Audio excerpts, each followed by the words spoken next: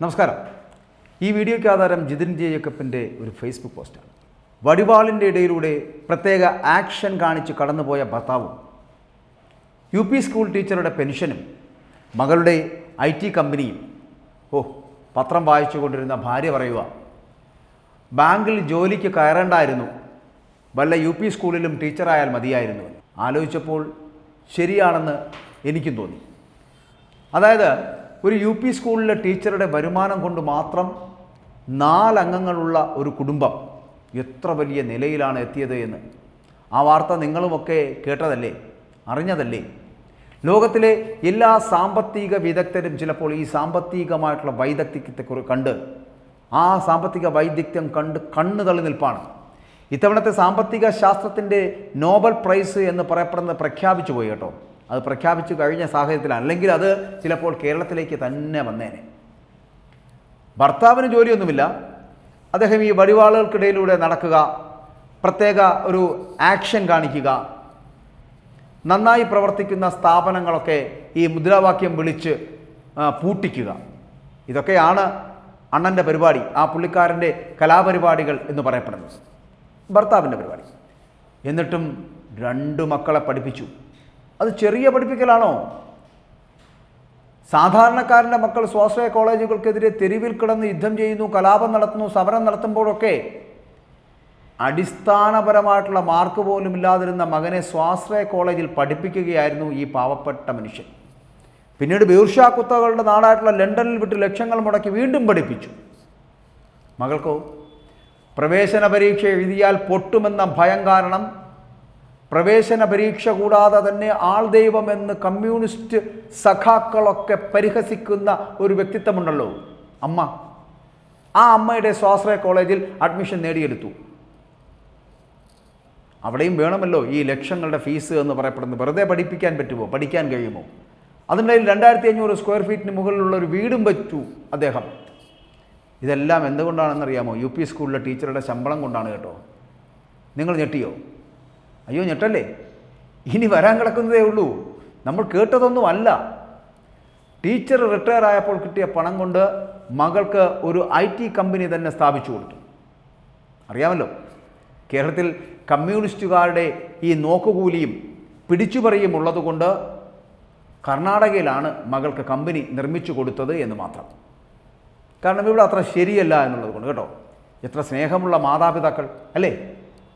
Company സ്ഥാപിച്ചു എങ്കിലും അത് വെറും കടലാസായിരുന്നു എന്നാണ് ഈ കുത്തക മുതലാളിമാരും ഒപ്പം തന്നെ അമേരിക്കൻ ചാര സംഘടനയുമൊക്കെ പ്രചരിപ്പിക്കുന്നത് എന്നാണ് സത്യം.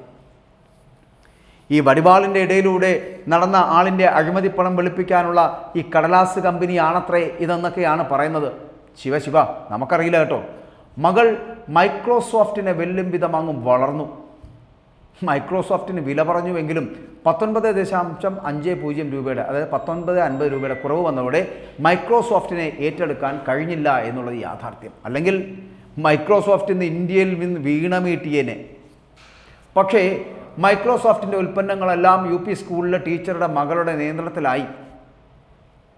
എക്സൽ ആണെങ്കിലും പവർ പോയിൻ്റ് ആണെങ്കിലും ഇനി വേർഡ് ആണെങ്കിലും ഒക്കെ ലോകത്ത് അത് ആരുപയോഗിച്ചാലും പണം മകൾക്ക് കൊടുക്കണം. മൈക്രോസോഫ്റ്റ് ആണ് MS ഓഫീസ് കണ്ടുപിടിച്ചത് എങ്കിലും നിയന്ത്രണം ഇപ്പോൾ അവർക്ക് നഷ്ടമായിരിക്കുന്നു. സത്യത്തിൽ MS ഓഫീസ് കണ്ടുപിടിച്ച മൈക്രോസോഫ്റ്റ് ആണ് സേവനം നൽകുന്നത് എങ്കിൽ 1 ലക്ഷം രൂപയ്ക്ക് സേവനം കിട്ടിയേക്കും. പക്ഷേ UP സ്കൂൾ ടീച്ചറുടെ മകളുടെ കമ്പനി അതേ സേവനം നൽകിയാലോ? നിരക്ക് കോടികളാണ്. കോടികൾ മാത്രമല്ല, കോടികൾക്ക് മുകളിലാണ്. മകൾ ചറപറ കമ്പനികൾ സ്ഥാപിക്കുന്നു, അവസാനം അത് കാനഡയിൽ വരെ എത്തി നിൽക്കുന്നു. അപ്പോഴാണതാ ഫാസിസം തലപോകുന്നത്. സ്വന്തം കഴിവ് കൊണ്ട് ഉയർന്നു വന്ന ഒരു യുവ വ്യവസായിയെ ഫാസിസ്റ്റ് സർക്കാർ വളഞ്ഞിട്ട് ആക്രമിക്കുന്നു. എന്തൊരു കഷ്ടമാണല്ലേ! യുവതിയുടെ കമ്പനി കടലാസ് കമ്പനിയാണെന്ന് അവർ തന്നെ പറയുന്നു, മാസപ്പടി വാങ്ങുന്നു എന്ന് പറയപ്പെടുന്നു. എന്ന് മാത്രമല്ല, ഒരു പ്രത്യേക ആക്ഷൻ, ആ പ്രത്യേക ആക്ഷൻ കാണിക്കുന്ന ആളിൻ്റെ അഴിമതിപ്പണം വെളുപ്പിക്കാൻ വേണ്ടിയുള്ള കമ്പനിയാണ് യുവതിയുടേതെന്നുള്ള ഫാസിസ്റ്റ് സർക്കാരും ബൂർഷാ കോടതിയുമൊക്കെ കൂടെ ചേർന്ന് പറഞ്ഞ് തകർക്കുകയാണ്. ബൂർഷാ കോടതിയെ തോൽപ്പിക്കാൻ യുവതി സുപ്രീം കോടതി വക്കീലിനെ കൊണ്ടുവന്നിട്ടും രക്ഷപ്പെട്ടില്ല. അതാണ് സത്യം കേട്ടോ. അതായത് ഈ സുപ്രീം കോടതി വക്കീലിനെ കൊണ്ടുവരാൻ യുവതി മുടക്കിയതാണെങ്കിലോ വെറും 1.35 കോടി രൂപ മാത്രം. അതും അമ്മയായ UP സ്കൂൾ ടീച്ചറുടെ പെൻഷൻ പണം ആയിരിക്കുമല്ലോ, അല്ലേ? അങ്ങനെ ആയിരിക്കും. സൗജന്യ റേഷൻ കിട്ടിയില്ലെങ്കിൽ വീട്ടിൽ അടുപ്പ് പുകയാത്ത യുവജന വിപ്ലവ വീരന്മാർ, ആ യുവജന വിപ്ലവ വീരന്മാർ ഉള്ളത് കൊണ്ട് യുവതിക്ക് ഇപ്പോൾ ആശ്വാസമുണ്ട് കേട്ടോ. അവന്മാർ ഈ യുവതിക്ക് വേണ്ടി മുട്ടിലിഴഞ്ഞ് ന്യായീകരിച്ചുകൊണ്ടേയിരിക്കുകയാണ്. എന്തായാലും UP സ്കൂൾ ടീച്ചർക്ക് IT കമ്പനി തുടങ്ങുവാനും ഒപ്പം തന്നെ വക്കീലിന് കൊടുക്കാൻ 1.5 കോടി രൂപയും മക്കളെ സ്വാശ്രയ കോളേജിലും വിദേശത്തുമൊക്കെ വിട്ട് പഠിപ്പിക്കുവാനും 2500 സ്ക്വയർ ഫീറ്റ് വീട് വയ്ക്കാനും ഇതിനൊക്കെ സാധിക്കുന്ന രീതിയിൽ ശമ്പളവും ഒപ്പം തന്നെ പെൻഷനും ഉണ്ട് എന്നത് ഇപ്പോഴാണ് സത്യം പറഞ്ഞാൽ നമ്മുടെ സമൂഹത്തിലെ ആൾക്കാർ അറിഞ്ഞത് എന്നുള്ളതാണ്.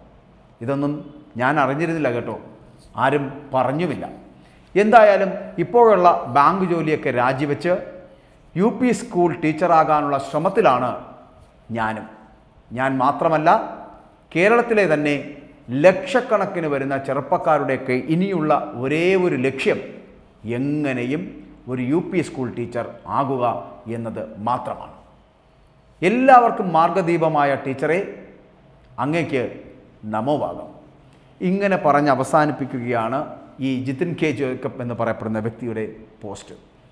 ആ പോസ്റ്റിൽ പറയുന്ന കാര്യങ്ങളൊക്കെ വ്യക്തമായി നിങ്ങൾക്കേവർക്കും മനസ്സിലായി കാണും എന്നെനിക്കറിയാം. കാരണം ഈ വടിവാളിൻ്റെ ഇടയിലുടന്ന വ്യക്തിത്വം ആരാണ് എന്ന് നിങ്ങൾക്കറിയാം. സഖാവ് Pinarayi Vijayan. UP school teacher ആരാണ് എന്ന് നിങ്ങൾക്കറിയാം. അതും സഖാവ് പിണറായി വിജയൻ്റെ ഭാര്യ. മകൾ എക്സാലോജിക്ക് കമ്പനി ഉണ്ടാക്കിയെടുത്തത് വീണ വിജയനാണെന്നറിയാം. അങ്ങനെ മകന് ഉണ്ടാക്കിക്കൊടുത്ത വിദ്യാഭ്യാസം സ്വാശ്രയ മേഖലയിൽ നിന്ന് അതും ഈ പിണറായി വിജയനാണെന്നറിയാം.